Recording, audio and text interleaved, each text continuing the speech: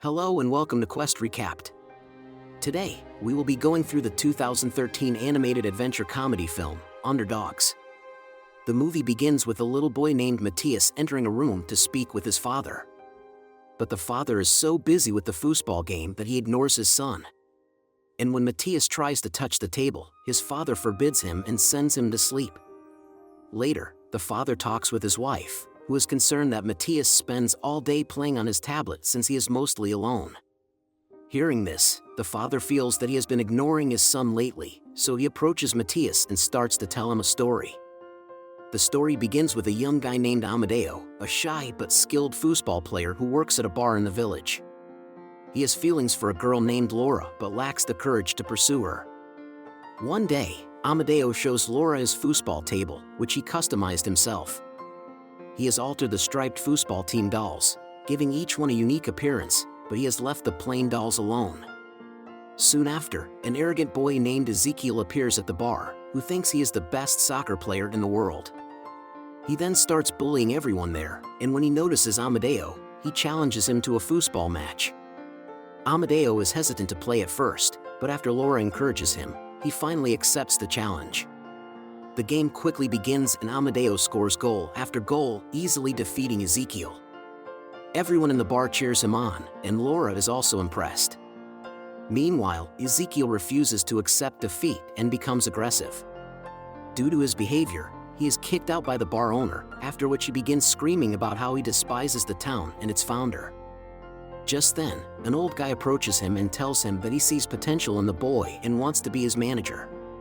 The scene then shifts to several years later, when Amadeo is now a young adult. But he is still addicted to the foosball table and works at the same bar. One day, he is visited by Laura, who informs him that she intends to move to another country to study art for the next 5 years. Amadeo is clearly upset by the news, but he tries to hide his feelings and urges her to pursue her goals. Moments after, their conversation is interrupted by strange noises coming from outside. As they go to check, they notice the old man from years earlier announcing the launch of the Universal Astro Goal, an opportunity to attract tourists to the city. He tells that everything is funded by a former town resident who is concerned about the city. Just then, Ezekiel makes a grand arrival into the city in a massive soccer ball. He is now a world-famous player known as El Grosso. Ezekiel announces that he has purchased the entire city and plans to build a massive football stadium. He then moves towards Laura, saying that he has never forgotten her, as well as Amadeo. Following this, Grosso quickly begins dismantling the houses, starting with the bar. Since other people are still inside the bar, Amadeo hurries to save them and tells them to flee. He then tries to retrieve his foosball table, but a crane's claw emerges from the hole in the ceiling and begins to lift him and the table with it. Soon after, Amadeo's steel bar snaps, and he falls to the floor with a player toy named Cappy. Meanwhile, Laura goes to confront Grosso, but he ignores what she says and tells his manager to bring him the foosball table. Laura jumps aboard his helicopter and tries to persuade him to change his mind, but he flies away with her. Just then, Amadeo sees this from a distance and screams out for Laura to come back. Having the bar destroyed and worried for Laura, Amadeo feels helpless and begins to cry. Just then, a drop of his tears falls into the football doll, Cappy, and the player magically comes to life. Cappy then tries to catch Amadeo's attention since he is tiny, but Amadeo is too busy crying. He then climbs Amadeo's leg with difficulty and calls out to him, but seeing the toy talking, Amadeo passes out in shock. Seconds later, he wakes up and believes he is dreaming, but Cappy assures him that he is not. Seeing Amadeo's sadness, he advises him not to give up and that it is not the end of the world. He then urges Amadeo to find the rest of his team members so that they don't need anyone else. Following that, they both go to look for the foosball table in the garbage dump. Not far away, another player named Loco emerges from the midst of a garbage pile and is soon carried by a rat. He then meets another player named Beto, and while fleeing away from the rat, they hit Amadeo's neck, causing him to pass out.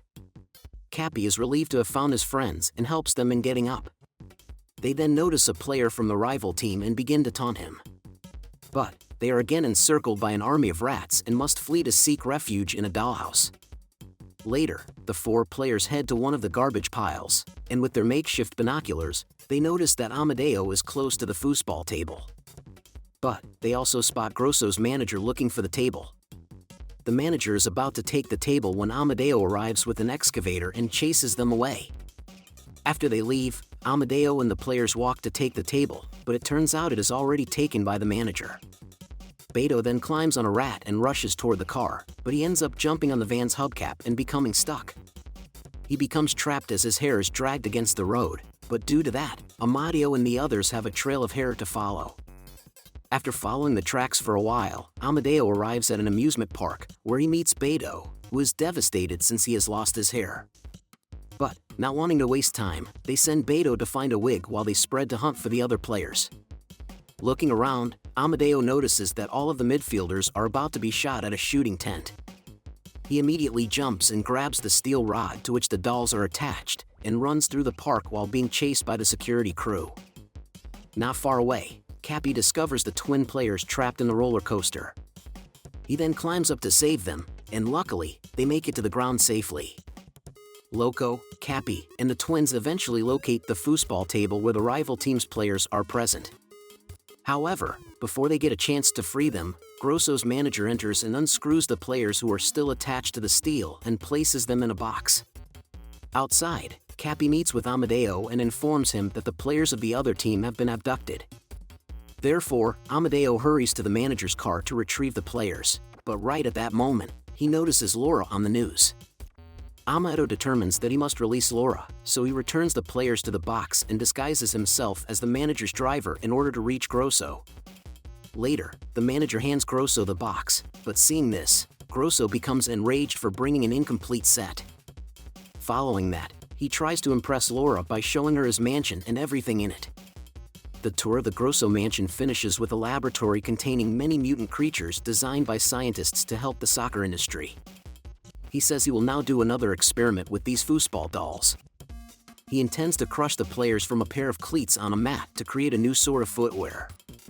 Desperate for their life, the players get out of the box and try to escape the treadmill, while Grosso tries to be forcefully physical with Laura. However, just then, Amadeo enters the laboratory and jumps right on top of Grosso. But he has no chance against an athlete and is easily immobilized. Laura then tries to help Amadeo, but she is pushed away and falls right on top of the laboratory controls. This causes her to accidentally release some strange animals that resemble ostriches but have cleats on their beaks. The mutated ostriches then start destroying the entire laboratory, and the players jump on top of the treadmill and use their bodies to make a sort of rope for the others to ascend.